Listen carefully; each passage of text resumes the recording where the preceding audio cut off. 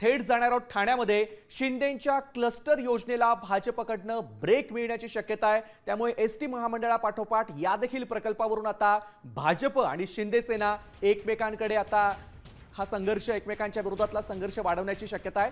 उपमुख्यमंत्री एकनाथ शिंदे यांच्या या ड्रीम प्रोजेक्टला आता गती मिळणार का हे देखील बघावं लागणार आहे।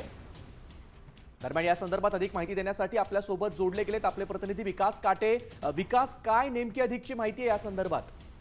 राज्याचे मुख्यमंत्री एकनाथ शिंदे असताना दुसरीकडे त्यांनी क्लस्टरचा प्रोजेक्ट राबवला होता, परंतु ठाण्यातल्या मानपाडा परिसरामध्ये जो काय क्लस्टरचा प्रकल्प किंवा मग जो काय प्रोजेक्ट आहे, या ठिकाणी जे काय स्थानिकांचं मत आहे की त्यांना क्लस्टर नकोय, तर इतर काही एसआरए किंवा एसआरडीच्या ज्या काही योजना आहेत त्या राबवल्या जाव्यात, असं असताना देखील त्या ठिकाणी जबरदस्तीने हा प्रकल्प नागरिकांच्या माथी मारला जातो, असा आक्षेप भाजपचे ठाण्यातले शहरातले आमदार संजय केळकर यांनी घेतल्यानंतर पुन्हा एकदा भाजप एकनाथ शिंदे यांना कोंडीत पकडण्याचा प्रयत्न या ठिकाणी सुरू झालेला दिसून येतोय। नक्कीच हा जो काही प्रकल्प आहे हा क्लस्टरच्या माध्यमातून न राबवता नागरिक किंवा मग जे काही स्थानिक आहेत त्यांच्या मताने इतर जे काही प्रकल्प आहेत ते राबवावे अशी मागणी देखील या ठिकाणी केळकर यांनी केलेली आहे।